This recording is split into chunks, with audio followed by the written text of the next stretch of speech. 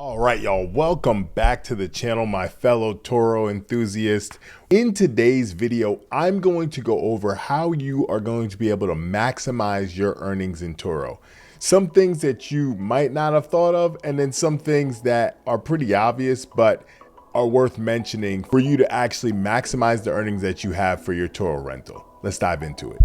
Okay, so first things first, we've talked about this in other videos, but you really want to go ahead and optimize your pricing, making sure that you're pricing it at competitive rates throughout the rest of the year and making sure that you're making the most on your rentals as possible. Now, I like to use the Turo automatic pricing, but I make sure to set my minimum at a level that I would be comfortable renting my vehicles out. So for example, we have the Jeep Grand Cherokee L. I have the minimum price, I have 100, maximum price is 207. So Turo will fluctuate that throughout the year and really give us, competitive rates throughout the year to make sure that people are still renting. Another thing that you definitely want to look at is your discounts, right? You want to incentivize people to actually rent your vehicles. So you can choose what you want to offer as far as a 3-day discount, a 7-day discount, or anything longer than 2 weeks. They have a discount, and then also have a discount for a month. I personally think the ones that they recommend are a little too generous, if I say so. So I actually have my 3-day at 5%, my 1 week at 10, 15 for 2 weeks, 15 for 1 month, and then 25% for a 2 month. So I personally didn't go with what they recommend, and I've been renting just fine. So that's something you might want to consider trying out, because you can always go up if you're not getting any rentals, but you can go down, but you really want to be consistent on what you're renting your cars for and what kind of discounts you're giving.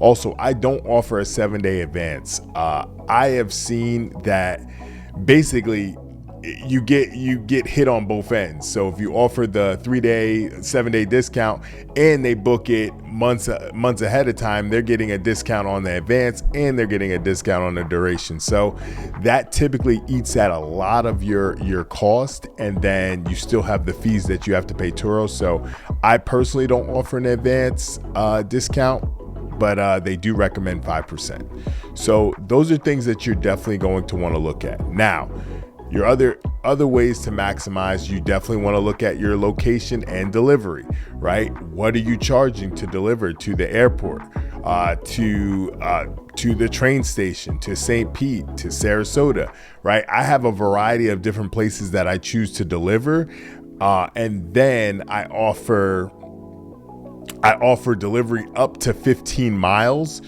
for $100. Now, you typically want to shy away from delivery to somebody's house that's further than 15 miles, 10 to 15 miles, because the bottom line is I like delivering to these other places because I'm not time constrained, and I'll go into kind of how I set my rentals up and making sure that I don't have to do a key-to-key exchange or a hand-to-hand exchange with the guest. If you are supposed to deliver the vehicle at 8 a.m., you have to deliver it at 8 a.m. if it's somebody's house. And so then you also have to arrange transportation at that time, so on and so forth. Versus if I have an 8 a.m. Pickup from Tampa Airport, I can go bring my car to the economy parking 10, 12, 8 hours beforehand, put my key in the microfiber bag, and make sure that my vehicle can be unlocked by the customer. So I'm not tied to that certain time frame. So you really want to be cautious about delivering too far, because now on pickup, you're going to also have to be there at that specific time. And if you have a job or something along those lines that really you need more flexibility, you want to be able to have your car left at that airport or somewhere that you don't have to get it exactly at that pickup time of the rental ending. All right, so next thing, I kind of touched on it. You want to be able to get mechanisms that are going to help not have to do hand-to-hand exchanges. So I've talked about it in videos in the past, right? This is a little key block. You literally It's pretty cheap. It's $56. I'll put the link in the description. You just go, you put a 4-digit code, put your key in there, put it on your car. Guests can come, they have the code, they get in, they drive. Makes it very seamless, very simple. You give your directions, they're on their road. Also, you have this microfiber bag. So if you have some of the newer vehicles that have an unlock and lock feature with your phone, you can go ahead, put your key in this bag, put the key in the vehicle, and then lock your car. This blocks the signal from being able to turn the car on or open the door. So it's something that has been very valuable for me. Now, I will say, technology is technology. So sometimes, I got caught up where I had to unlock my vehicle and my app wasn't working. So that's something that you definitely want to consider. That is why, obviously, these are a lot cheaper, but your key guard things are going to be your bread and butter. It stays right on the car. You can give somebody a 4-digit code. It's not going to malfunction, we hope. All right, another thing that you can offer is extras, right? So you can offer extras in the Turo app, and if you have these things lying around, might as well put them on. I don't get too many asked for like my cooler or anything along those lines, but I do have a cooler. I have a couple child safety seats, and so those are extras that I offer. You can also offer prepaid fuel, so that means that the guest can bring the vehicle back at any level as far as the fuel goes. Y'all, the rental companies offer this all the time. If you've ever rented from a Hertz, Avis, Enterprise, whatever it might be, they offer this in the hope that you bring the vehicle back at half a tank and you've already basically paid for a full tank. So it's something that you can offer. Many people don't take advantage of it or really opt into it, but there have been a couple, and it's very hard to just bring the vehicle back on empty, so you usually end up coming out ahead. So extras is another thing on how you're going to be able to maximize your earnings. All right, next, enhance your listing. Y'all, do not just put 5 or 6 sentences out about your vehicle. Go use tools like ChatGPT. Type in your year, make, and model of your vehicle. Say, hey, make me a Turo description for this year, make, and model, and they will give you all the description that you need, because you really do want to make it stand out when your guests are looking for the vehicle that they are going to rent. Next, customer service. I've talked to you guys about this in my other videos. Having those 5-star ratings are going to be gold for you moving forward. So you want to have those 5-star ratings. If you're just starting Turo, what I would do if I were you, and which is what I did, is every rental, I had a little basket. I went to CVS. You're gonna get a little variety pack of some candy. Try not to get chocolate if you're in a hot area, because obviously chocolate can melt. And you wanna just have some goodies there for your guests when they get there. It does give a nice little touch. And what you want to do is, anytime that someone's renting your vehicle, 1 to 2 days into the rental, send them a nice text. Hey, Kathy, just wanted to see how your rental is going and if I could be of any assistance. Oh, Brian, it's going great. Thank you for checking in. It really adds that nice touch, and it really makes the car rental experience a lot better for the customer. Next, you want to maintain your vehicle. I've talked to you guys about this in other videos. Obviously, I don't need to expand on this too much. Really, keep your vehicle clean. Go get one of the unlimited car wash memberships where you can just get it from the end of your guest's trip. Go get it washed, and always have it ready. You want to have your vehicle ready for when that reservation comes in, to just be able to go ahead and rent it immediately. Also, this is going to be extremely important. You want to make sure your trip preferences are set up the right way.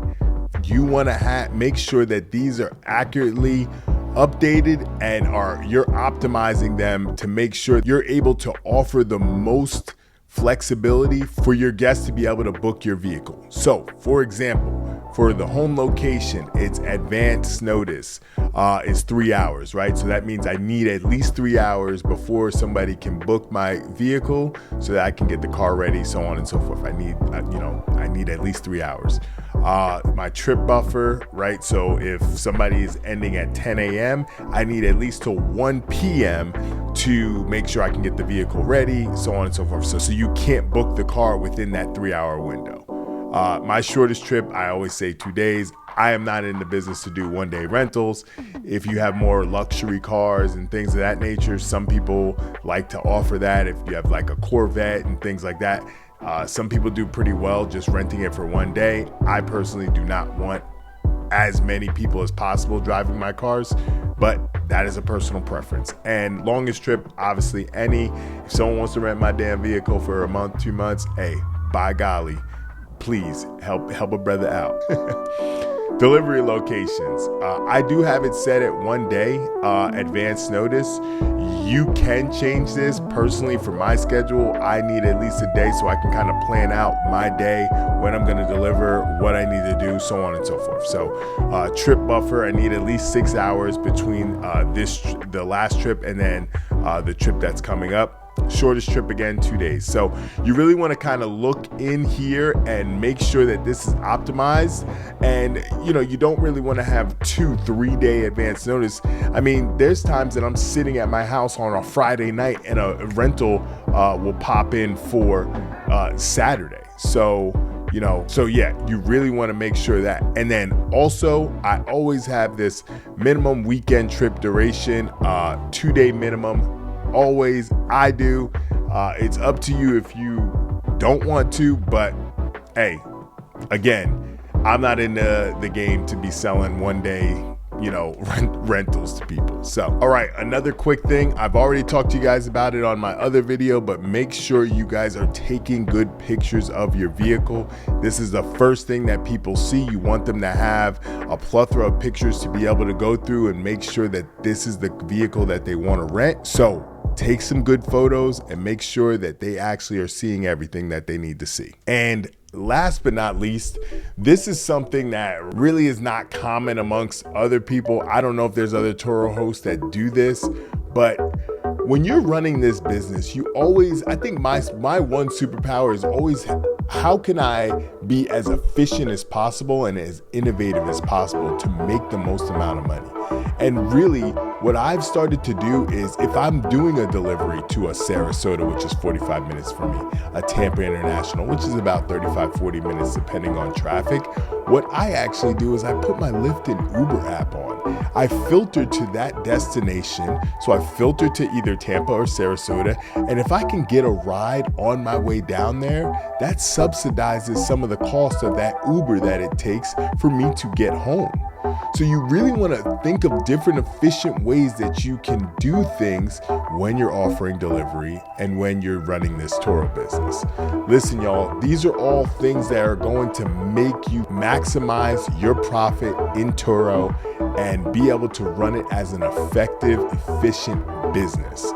If you got value from this, go ahead, like, subscribe to the channel. I appreciate everybody subscribing so far. Go ahead, help a brother out with a nice like, comment, subscribe to the channel. Remember, the future I see is up to me, and I'll see y'all on the next one. Take care.